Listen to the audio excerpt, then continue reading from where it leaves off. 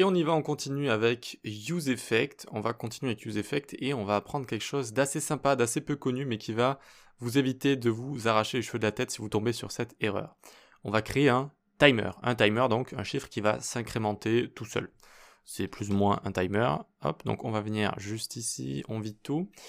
Et juste là, on va commencer par créer donc const timer, set timer. Ok. UseState et on le fait démarrer à 1. Voilà, notre timer commencera à 1 et puis 2, 3, 4, 5, etc. Ici, on peut mettre un H1 et puis on affiche juste le timer à l'intérieur pour voir. On a bien notre 1, on peut le zoomer pour bien le voir, il est juste là. Donc, incrémenté par 1, toutes les 1 seconde par exemple, à quoi on pense dès le départ? On pense à cet intervalle. Cet intervalle qui nous permet d'exécuter une méthode toutes les X temps. Donc la méthode est le premier argument et tous les 1000 millisecondes, donc 1 seconde. Et donc là, je pourrais avoir l'idée de faire un set timer et je fais timer plus 1. Ok, j'actualise pour voir. Alors j'actualise bien, ça monte, ça a l'air de fonctionner, mais on va voir que ça ne fonctionne pas vraiment. Regardez, au bout d'un moment, ça va partir en catastrophe. On ne sait plus ce qui se passe et là, ça part en catastrophe totale. Ok, donc je vais enlever ça avant que le navigateur ne crache. Qu'est-ce qui se passe à votre avis? Alors hop, on actualise. Qu'est-ce qui se passe? Vous le savez, vous le savez. On met à jour le state et on recrée une méthode setIntervalle. Chaque méthode setIntervalle ne va pas être supprimée. Elles vont toujours être là dans la mémoire. Elles vont être là dans la mémoire et elles vont toutes tenter de mettre le state à 1 comme ça, toutes les unes à la suite des autres en même temps, etc. Donc ça va faire des bugs pas possibles. Et donc ça, au bout d'un moment, ça fait des bugs pas possibles. Vu qu'à chaque fois, à chaque mise à jour du state, à chaque reconstruction du composant, eh bien ça remet une méthode setIntervalle dans la mémoire, quoi. Ça en fait retourner une. Très bien, donc ce n'est pas ça. À chaque fois qu'on a un problème avec la mise à jour ou l'affichage de données, etc., pas à chaque fois, mais souvent, on peut régler ça avec UseEffect. Ok, donc ça doit passer par votre esprit à un moment donné. Donc ici, je vais utiliser UseEffect. Hop, hop, comme ça va me permettre de lancer la méthode une seule fois. Une seule fois, je vais pouvoir la lancer, et donc c'est bon, ça incrémentera à l'infini. Donc cet intervalle, alors pas set timeout, alors je suis comment? Set intervalle ici, hop, hop. Et donc on fait la même chose pour voir, tiens, ça peut fonctionner maintenant. Et vous savez, à entendre mon ton, que ça ne va pas fonctionner.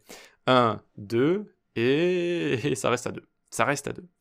Et là on peut se dire, what the fuck, qu'est-ce qui se passe? Qu'est-ce que c'est que ce problème encore? Eh bien, ce qu'il faut savoir, c'est que UseEffect ici va se lancer qu'une seule fois, lors du premier affichage du composant. Donc cet intervalle va se lancer combien de fois? Une seule fois, d'accord? Seulement lorsque le composant va s'afficher pour la première fois. Donc, cet intervalle-là, il va s'exécuter une fois, puis dans la mémoire, il va tourner à l'infini. Regardez, si je fais log timer, hop, alors j'actualise, vous voyez, je passe à 2 ici, et tac, tac, ça a l'air de s'incrémenter ici. Mais bien sûr, cet intervalle, il est toujours là, il est toujours là, en background, si vous voulez, et ça s'exécute, comme ça, en continu. Ok? Et ça s'exécute, mais ça n'incrémente pas. Ça n'incrémente pas, mon timer. En fait, ça reste avec la valeur du timer de départ. Ça reste avec cette valeur-là, 1 ou 1. Ça reste juste avec cette valeur-là, ok? Et donc, comment ça se fait que ça reste avec cette valeur-là? Parce que, en fait, au moment où on appelle cet intervalle, la première fois, lors du premier affichage, ça va faire référence à const timer égale 1. Dans la mémoire, const timer égale 1, ok? Et donc, cette timeout ici va constamment faire référence à timer ici, et va seulement faire référence à cette vieille variable. Ça ne va en fait jamais se remettre à jour, vu que je l'appelle juste une seule fois lors du premier affichage. Donc, si vous voulez, on est dans une place de la mémoire où il y a cet intervalle qui appelle une constante, timer, qui est égale à 1. Et ça fait ça en continu et tout le temps. Alors pourquoi on voit pas ici l'interface qui repasse à 1 et puis à 2, puis 1, 2, 1, 2, 1, 2 tout le temps? Parce que quand le state ne change pas comme ça, le composant va se mettre à jour, mais quand les valeurs ne changent pas, React le voit et donc il ne change pas ce qu'il y a dans le contenu en fait ici. Très bien, mais du coup, comment résoudre ce problème? Eh bien, c'est là que je vous emmène. Dans cette timer, cette fonction qui nous est retournée par useState pour nous permettre de modifier le state, eh bien, dans cette fonction-là, alors juste ici, c'est que quand vous êtes en train d'actualiser avec autosave, en train d'écrire des choses comme ça peut faire un peu bugger les choses, mais ça reste juste ici. Donc, useState peut nous permettre de mettre dans cette timer la méthode qui est retournée par useState pour changer le state. Eh bien, il est permis de mettre une fonction ici, une fonction. Pas seulement mettre une nouvelle valeur pour changer le state, mais on peut aussi mettre une fonction. comme ça. Timer qui va prendre le state frais et qui va retourner le state frais plus 1. Alors si j'actualise, encore une fois, n'hésitez pas à faire une bonne sauvegarde et à actualiser. Et là, on voit que ça fonctionne, vous voyez, ça fonctionne. À chaque fois, ça incrémente toutes les 1 seconde comme ça. Et donc, cette technique, en fait, useState, si vous voulez, dans le corps de cette fonction-là, hein, ce n'est qu'une méthode, hein, ce n'est qu'une fonction, useState, eh bien, si vous voulez, il y a une condition à un moment. Si la méthode setTimer qui est retournée par useState utilise une fonction callback en argument, comme ça, eh bien, useState va lui fournir le state 9, le vrai state, qui est en dehors ici de mon vieux set intervalle qui utilise timer, en fait, dans la mémoire, qui est un vieux state.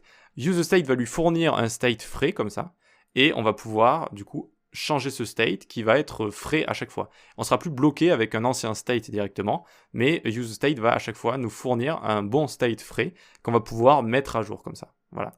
Alors, je sais que c'est compliqué, ne vous inquiétez pas. Déjà, cette technique, elle n'arrive pas tous les jours. On n'en a pas besoin tous les jours. Donc, juste souvenez-vous que, par exemple, quand on utilise un set intervalle comme ça avec React, eh bien, on a cette technique de la fonction callback dans la méthode qui est retournée par useState pour pouvoir, eh bien, seulement avoir du state frais et pour pouvoir, par exemple, le mettre à jour avec un timer comme ça. Voilà. Ça n'arrive pas tous les jours, mais juste souvenez-vous que ça existe, et à la limite, souvenez-vous juste que ça existe dans ma formation, ou n'importe où, hein, si vous le voyez sur le web, même s'il n'y a pas trop de ressources quand même, donc je vous conseille quand même en français de regarder ça, sauf si vous avez autre chose. Mais souvenez-vous d'un endroit où ça existe pour pouvoir y revenir, et le jour où vous avez envie de faire un timer avec React, que ce soit un chronomètre, ou que ce soit vous avez envie de chronométrer quoi que ce soit, un jeu ou quoi que ce soit, eh bien, vous allez vous rappeler qu'il y a quelque chose à regarder ici. Ok, très bien. Allez. On a appris ceci, maintenant on va apprendre autre chose sur useEffect. useEffect peut retourner comme ça une fonction. Quand on écrit return une fonction comme ça, dans useEffect, qu'est-ce que ça veut dire? Ça veut dire que quand le composant va se détruire, quand on va détruire le composant, quand on va le supprimer, par exemple quand on fait un rendu conditionnel, parfois on le fait toggle, vous savez, il arrête de s'afficher, il s'affiche, il arrête de s'afficher, il s'affiche. Là il se détruit, et il se réaffiche, et il se détruit, il se réaffiche. Eh bien, quand il se détruit, c'est ce qu'on appelle une cleanup function ici. Ça va retourner une cleanup function qui va faire le ménage avec son balai, ok? Et qu'est-ce qu'on a besoin de faire comme ménage ici? Il faudrait peut-être l'enlever, cet intervalle de la mémoire. On n'a pas envie, imaginons qu'on ait un toggle. Alors, si ça bug un petit peu, c'est encore une fois que j'ai codé, et vu qu'il y a l'autosave, ça fait un petit peu bugger, il suffit d'actualiser. Mais bref, si je le fais apparaître et disparaître, ce timer, eh bien, je n'ai pas envie qu'il y ait des set intervalles dans la mémoire à l'infini, comme ça. Que j'en place à chaque fois des nouveaux dans la mémoire, c'est ce qu'on appelle une memory leak, c'est-à-dire une fuite de mémoire, et donc ça va vous bouffer des performances petit à petit, votre application va être de plus en plus lente, et ça en général c'est un problème de mémoire, parce que par exemple on a pu laisser cet intervalle comme ça. Et donc comment on fait pour clear une intervalle en JavaScript? Eh bien on utilise la méthode clear interval. Hop, et on lui passe l'ID de l'intervalle qu'on a envie de clear. Et donc ici, il faut savoir que cet intervalle retourne son ID. Donc j'ai plus qu'à faire const interval ID égale. Et vu que cet intervalle retourne son ID, vu qu'il n'y en a qu'un seul ici, ça va être 1 si vous voulez, eh bien je vais pouvoir le clear, comme ça je vais pouvoir le clear directement, seulement quand mon composant va se supprimer. S'il se supprime, hein, parce que là par exemple celui-là, il se supprime pas comme ça, vous voyez, il se supprime pas. Ok, vu que je n'ai rien qui va le toggle ou qui va le supprimer ou quoi que ce soit. Donc, dans la prochaine vidéo, ce qu'on va faire, eh bien, on va créer un autre composant qui va avoir un bouton et qui va nous servir à supprimer ce composant-là. Et on va voir que ce clear interval, comme ça, va être utile. Allez, rendez-vous dans la prochaine vidéo.